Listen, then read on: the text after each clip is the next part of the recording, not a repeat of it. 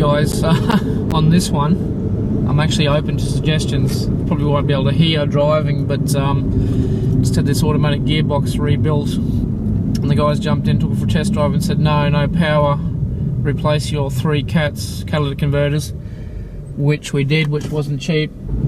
And no, you probably can't hear that there. The car, it is still as rough as buggery to drive. So hey, look guys, I'm open to suggestions. Why you pay $6,000 for a automatic gearbox rebuild, $2,000 to have your catalytic converters replaced, and the car still drives rough?